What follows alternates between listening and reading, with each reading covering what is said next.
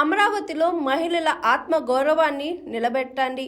అమరావతిలో BC, SC, ST, మైనార్టీలకు చెందిన 50,000 మంది మహిళలకు వైఎస్ జగన్ ఇళ్ల పట్టాలను ఇచ్చి వారి ఆత్మ గౌరవాన్ని వైఎస్ఆర్సీపీ ప్రభుత్వం నిలబెట్టింది.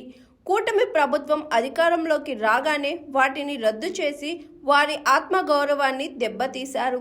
వారికి నిలువ నీడ కూడా లేకుండా చేసి రోడ్డున పడేసిన మీరు ఈరోజు అమరావతి మహిళల గురించి మాట్లాడుతున్నారు. అమరావతిలో 5,000 పెన్షన్ ఇచ్చిన ఘనత వైఎస్ జగన్ది. వైఎస్ జగన్ మహిళల పట్ల అత్యంత గౌరవిస్తారు. వైఎస్ జగన్ రామరాజ్యంను ప్రజలకు అందిస్తే నేడు చంద్రబాబు రాక్షస పాలనను చూపిస్తున్నారు. పోలీస్ వ్యవస్థను నిర్వీర్యం చేశారు. రెడ్ బుక్ రాజ్యాంగం పేరుతో అరాచకాలు సృష్టిస్తున్నారని వైఎస్ఆర్సీపీ మహిళా అధ్యక్షురాలు ఎమ్మెల్సీ వరద కళ్యాణి అన్నారు. అమరావతి ఏరియా గురించి మీరు మాట్లాడుతూ ఉన్నారు. ఆ ఏరియాలో 50,000 ఇళ్ల పట్టాలు బీసీ, ఎస్సీ, ఎస్టీ మహిళల పేరున జగనన్న ఇవ్వడం జరిగింది. మీరు వచ్చాక అవి లేకుండా చేసేసరే మీకేం గౌరవం ఉంది? మహిళల మీద 5,000 రూపాయలు పెన్షన్ ఇవ్వడం జరిగింది జగనన్న ఆ ప్రాంత ప్రజలకి అంతగా ఇంపార్టెన్స్ ఇచ్చారు. మహిళలంటే అత్యంత గౌరవించే వ్యక్తి మా జగన్మోహన్ రెడ్డి గారు. మహిళల మీద గౌరవం అంటే ట్విట్టర్లో పోస్టులు పెట్టేసి స్టేట్మెంట్స్ ఇచ్చేస్తే కాదు, అది చేతల్లో చూపించాలి. మరి మీ చంద్రబాబు నాయుడు గారైనా మీ కూటమి ప్రభుత్వమైనా చేతల్లో మహిళలకి ఏమి చేస్తూ ఉంది? ఒకవైపు ఇచ్చిన హామీలు అమలు చేయలేదు, ఇంకోవైపు రక్షణ గాలికి వదిలేశారు. ఈరోజు ఆడపిల్లల పరిస్థితి ఆంధ్రప్రదేశ్ రాష్ట్రంలో అత్యంత దారుణంగా ఉంది. ఈ మద్యం, గంజాయి, డ్రగ్స్ కి బానిస అయిపోయి ఒక మృగాల్లా ప్రవర్తిస్తూ ఉండే పరిస్థితి. దారుణంగా అత్యాచారాలు చేస్తున్నారు, హత్యలు చేస్తూ ఉన్నారు. అసలు మన ప్రజాస్వామ్య రాజ్యంలో ఉన్నామా లేదా ఆటవిక రాజ్యంలో ఉన్నామా తెలియని పరిస్థితుల్లో ఈరోజు ఆంధ్రప్రదేశ్ రాష్ట్రంలో మహిళలు ఉన్నారు.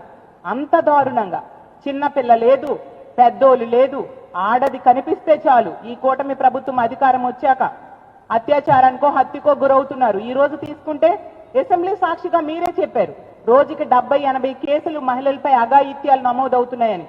అంటే గంటకి 3-4 కేసులు నమోదవుతున్నాయి. మరి మీరు వాటన్నిటి మీద స్పందించండి అమ్మా. అది మానేసి విలువల గురించి మాట్లాడే అర్హత మీకు ఎక్కడుంది? మీ బాధ్యతల మీద మీరు ముందు దృష్టి పెట్టాల్సిందిగా కోరుతున్నాను. అసలు లా అండ్ ఆర్డర్ కంట్రోల్ చేయడంలో మీ ట్రాక్ రికార్డ్ అత్యంత దారుణంగా ఉంది. కొద్ది రోజుల క్రితం చంద్రబాబు నాయుడు గారు చేసిన సర్వేలోనే మీ హోమ్ డిపార్ట్మెంట్ 18వ స్థానం, 20 స్థానాల్లో 18వ స్థానంకి వచ్చింది. అంటే ఎంత దారుణంగా మీరు పాలనలో వైఫల్యం చెందారు అనేది అర్థమవుతుంది.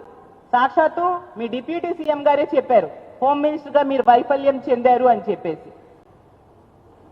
ఇన్ని సంఘటనలు జరుగుతుంటే అసలు సత్యసాయి జిల్లాలో మొన్ననే జరిగింది కదా, 14 సంవత్సరాల బాలిక, 9వ తరగతి బాలికని తండ్రి చనిపోయాడు. మీ కార్యకర్తలు 14 మంది ఈ విధంగా చేయడం జరిగింది కదా, ఎందుకు వాళ్ళని అరెస్ట్ చేయట్లేదు?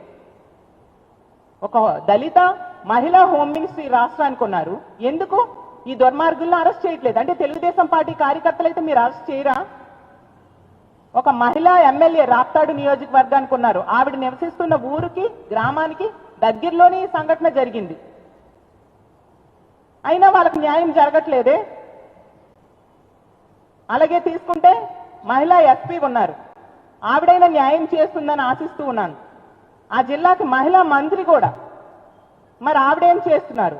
అంత దారుణంగా మహిళల రక్షణ ఈ కూటమి ప్రభుత్వంలో గాలి కొదిలేసి ఇలా డైవర్షన్ పాలిటిక్స్ లో భాగంగా ఇలాంటి పక్కదారి పడుతూ ఎంతసేపు ప్రతిపక్ష పార్టీల మీద అక్రమ కేసులు పెడుతూ అక్రమ అరెస్టులు చేస్తూ పబ్బం గడుపుకుంటూ ఉన్నారు.